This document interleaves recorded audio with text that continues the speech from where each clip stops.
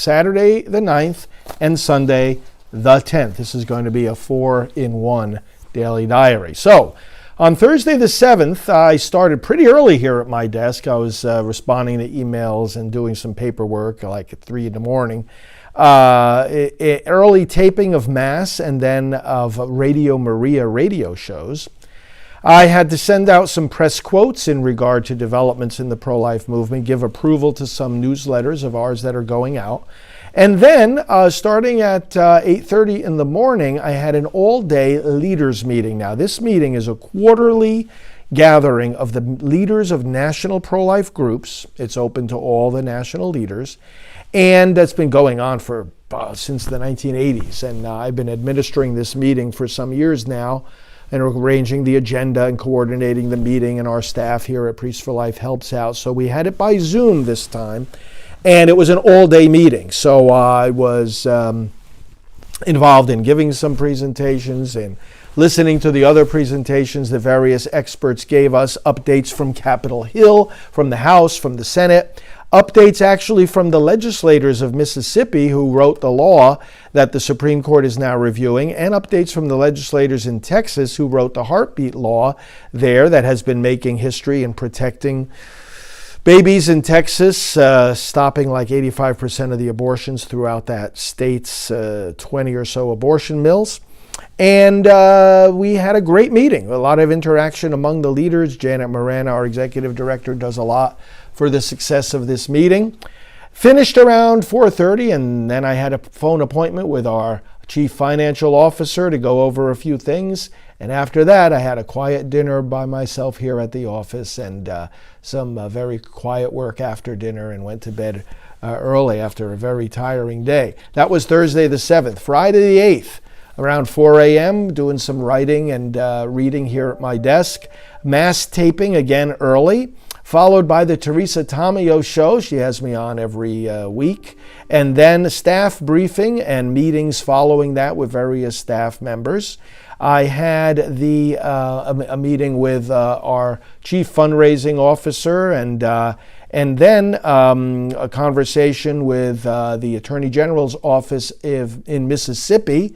Of course, that's where the Dobbs case comes from, that the Supreme Court is hearing on abortion. Dobbs, by the name, is the way of the health commissioner in Mississippi for the State Department of Health.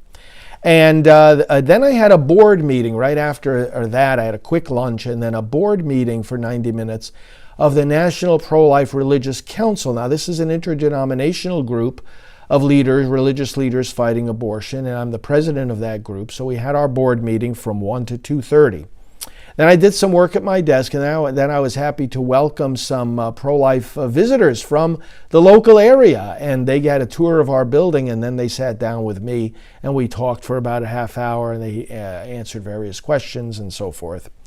Then I had a meeting with our executive director, together with our chief technology officer. We went over a few things. And then I drove over to Merritt Island, where I have a favorite place. There's a fish market there, and I picked up some dinner there at the fish market and ate on Merritt Island. Got together with some colleagues there, and then came back to the office and went to bed. Saturday the 9th, I was here. But this weekend was a good office time of catching up both on Saturday and Sunday. So I started Saturday morning with desk work, and let me go over basically at my desk all day, all afternoon, all night. And although no, at night I'll tell you something special that I did. But the desk work that I was covering included things like, well, first of all, I communicated with Alveda King in the morning. We were planning for the Supreme Court case and some events surrounding that. I went over to get a haircut over here. There's a barbershop, All American Barber, it's called, and they're Trump supporters, and they're talking about the faith and scripture, and it was great. So I got a good haircut there. Had Mass, our broadcast Mass at 10 a.m., but then my work at my desk included updating the liturgical resources that are on our website. Priests and deacons and parishes around the country make use of those, even around the world. I'm reading through a book about Hannah Strage, who is the first adopted frozen embryo who was adopted and came to birth and is a healthy young lady right now. And I'm in contact with her parents, Marlene and John, and reading their book. We're going to be doing an interview with them. They also submitted a brief to the Supreme Court about this abortion case. I was writing various articles. I was preparing for some new staff to arrive. There are certain things, obviously, that I need to do in preparation for that, but we are hiring new staff to start shortly. And also, our communications director is moving from Texas back here to Florida to work at our main office, so that's exciting. I spent some time approving some appeal letters and some newsletters, filling out also some religious exemption forms. You know, a lot of people's jobs are being threatened, and they're losing their jobs because they refuse for moral or medical reasons to take the vaccine. And so when they ask for a religious exemption, sometimes their employer requires a letter from a priest testifying to what the church says about all this. And so I've been writing letters like that. I mean, the letter is written and I put in the name of the proper person with the help of my staff, and we send those out each day. Really, multiple requests each day are being fulfilled for that. I worked on also fulfilling some mass intentions, various people requesting that I offer mass each day for specific people or intentions, and so I was gathering together and organizing and assigning dates to those. I was organizing with the leaders of 40 Days for Life possible visits to some of the prayer sites while that campaign is underway. Saturday night, President Trump gave a major speech in Iowa, so prior to that speech, I was getting the word out and urging people to watch it. And also gave approval for one of our mini catalogs. Every month we send out what we call a mini catalog featuring some of our many products for pro-life education that you can find at prolifeproducts.org.